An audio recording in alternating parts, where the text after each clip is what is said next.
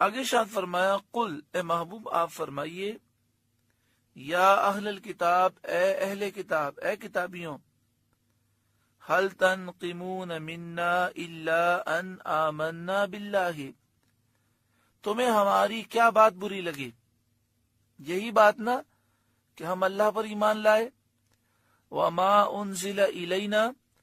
اور اس پر ایمان لائے جو ہماری طرف اتارا گیا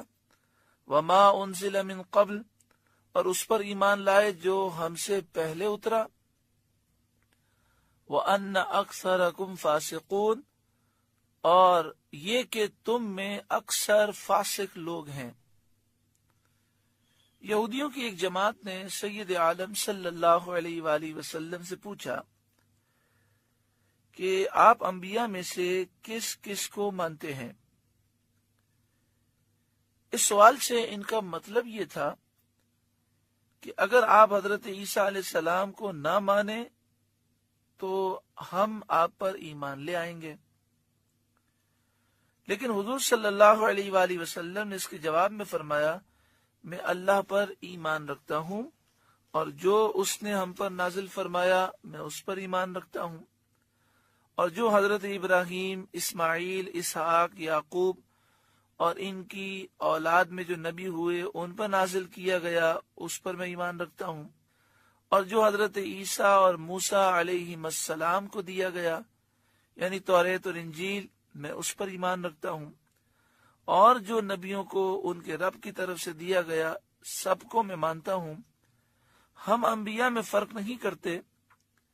یعنی سب پر ایمان لاتے ہیں، ہم ایسا نہیں کرتے کہ کسی کو مانے اور کسی کو نہ مانے۔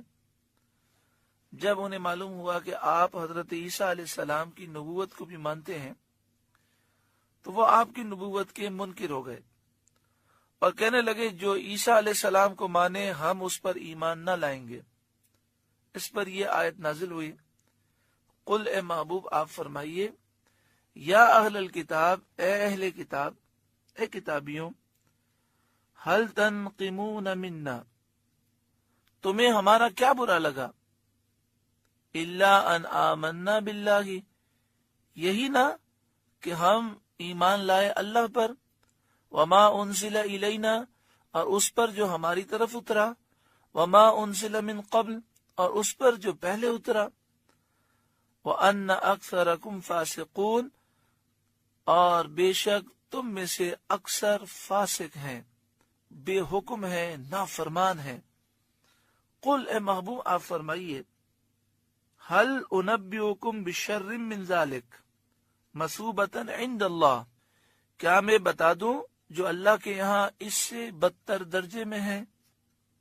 یہودی جو ہے مسلمانوں کو بدتر کہتے تھے، کس وجہ سے؟ کہ مسلمانوں سے دشمنی رکھتے اور عداوت رکھتے۔ تو اس آیت کریمہ میں یہ بتایا گیا کہ بدتر تو تم ہو کہ جس پر اللہ تعالی نے لعنت فرمائی ہے اور تمہارے آباء و اجداد کو بندر اور خنزیروں کی شکل میں مسخ فرمایا۔ قل هل انبئکم بشر من ذلک مثوبۃ عند اللہ اے محبوب آپ فرمائیے کیا میں بتا دوں جو اللہ کے یہاں اس سے بدتر درجے میں ہے، یعنی کون اللہ کے یہاں بدتر ہے؟ من لعنہ اللہ وہ بدتر ہے جن پر اللہ نے لعنت کی، وغضب علیہ اور ان پر اللہ نے غضب فرمایا، وجعل منہم القردۃ والخنازیر اور ان میں سے کئی لوگوں کو بندر اور خنزیر سور بنا دیا، ان کی صورتیں مسخ کر کے، وعبد الطاغوت اور شیطان کے پجاری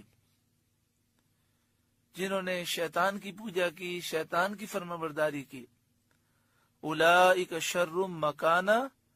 ان کا ٹھکانہ بہت برا ہے، وَأَضَلُّ عَنْ سَوَاءِ السَّبِيلِ اور یہ سیدھی راہ سے بہت بہکے ہوئے ہیں، یعنی وہ جہنم میں ہیں، ان کا ٹھکانہ بہت برا ہے۔ وَإِذَا جَاءُوكُمْ قَالُوا آمَنَّا اور جب تمہارے پاس آئیں تو کہتے ہیں ہم مسلمان ہیں۔ اس کا شان نزول یہ ہے کہ یہودیوں کی ایک جماعت سید عالم صلی اللہ علیہ وآلہ وسلم کی خدمت میں حاضر ہوئی اور اس جماعت نے اپنے ایمان اور اخلاص کا اظہار کیا